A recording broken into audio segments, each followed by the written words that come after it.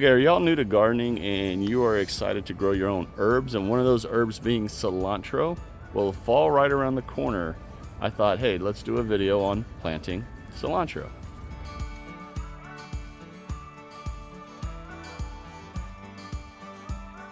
Okay, cilantro is one of those herbs that you can use in so many different ways. I love to use cilantro in salsas that I make, and I'll put a link to a video of a salsa that I make up right here, and I use cilantro in it.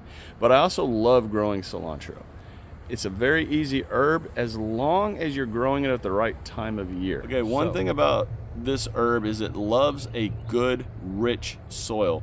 So you want a pH around 6.2 to 6.5. It will grow great. You want to have a lot of sun, but only if you're in the cooler climate. If you're in zones like 9A and everything, summertime is not when you grow cilantro. You grow it in the spring and in the fall. The heat here is just too much. But if you're way up north or in a northern climate, then cilantro is going to grow great for you. It loves the cool weather, and you can plant cilantro 2 to 4 weeks before your first expected frost date, and then succession plant every 2 weeks, so you constantly have a good supply of this amazing herb. You want to make sure you keep your soil moist. You don't want it soaking, swampy, wet, but you want a good moist soil that does not dry out. If you let the soil dry out, from my experience, you're going to have issues with your cilantro bolting early.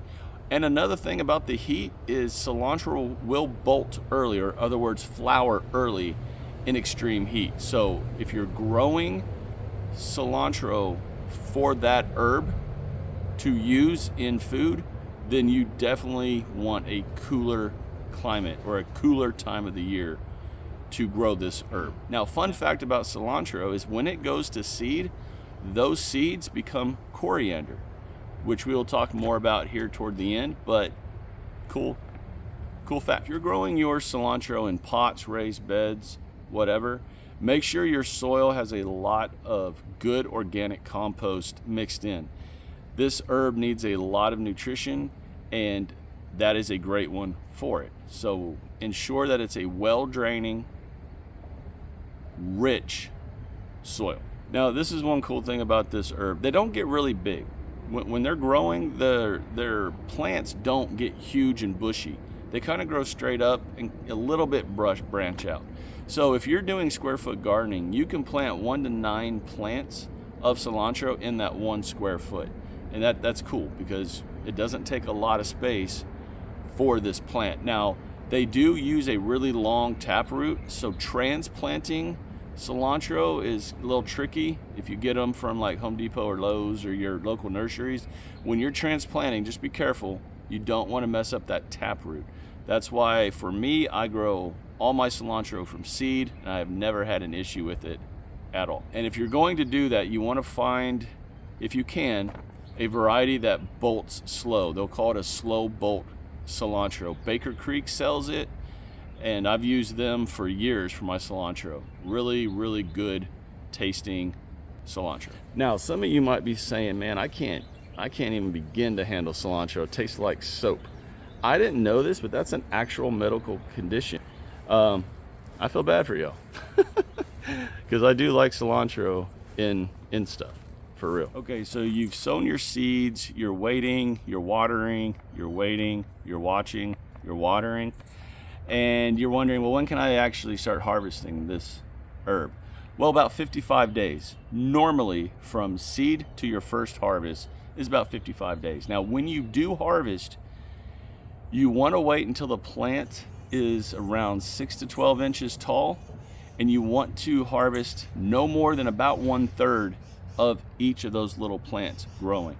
Reason for that is you don't want to stress out the plant and make it bolt, or you don't want to stress it out to where it doesn't continue to regrow its other leaves. Now, if you're going to just totally do a succession planting every 2 weeks or every 3 weeks, and you're ready to take the whole plant each time, well, then by all means do that. But if you're not doing that and you want to prolong the plant producing leaves, don't harvest any more than about 1/3 from each of the little plant clusters. Does that make sense? Okay, so I mentioned coriander a little earlier. The seeds of the cilantro plant, when they bolt and they flower, they will produce seeds. those seeds are actually coriander that we use in, you know, all kinds of things. I personally use coriander seeds in my pickling brine, which I've shown here on this channel, and I'll put a link to one of the pickling videos up right here. But I use coriander all the time, and it wasn't until a few months ago, honestly, that I learned that coriander are the seeds from the cilantro plant. Blew my mind. But nature is so cool. I just love it. You are going to save the seeds for coriander. What you want to do is when you start to see those seeds, you want to cut off those heads, put them in a brown paper bag upside down, store them somewhere cool, dark, and when the seeds are ready, they will fall off the flower stems themselves, and then you've got your own homegrown coriander. I mean, how awesome is that? Okay, now one really cool thing about cilantro, and if you let it bolt, in other words, you let it flower, just like the basil that you've seen behind me, like all through this video, those flowers will bring in so many pollinators. And not just pollinators that pollinate. I'm talking about good insects that naturally attack bad pests. And just a few of those good insects are those beneficial insects. Talking about ladybugs, lacewings, hoverflies, and parasitic wasps. Now, for those of you that have not seen any of my companion planting videos or insect videos, a parasitic wasp is not the ones that you're thinking about, those big red ones. No, these are little tiny wasps that you probably have all around you in the garden right now and you don't even know it.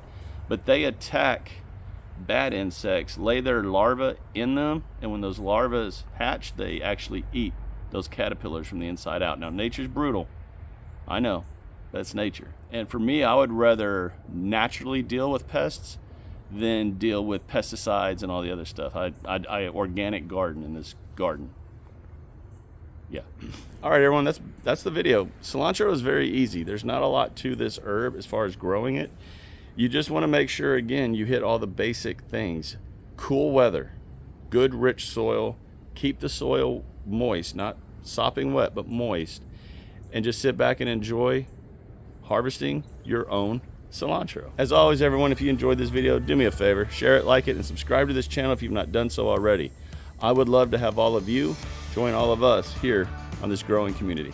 Everyone take care, God bless, plant some cilantro, have some fun with it. I'll talk to y'all again real soon. Bye.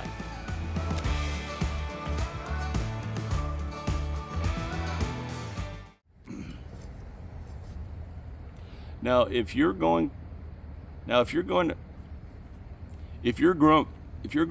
cilantro in pot. Are you ready to go inside? Okay, well, come on. I know it's too hot out here for us.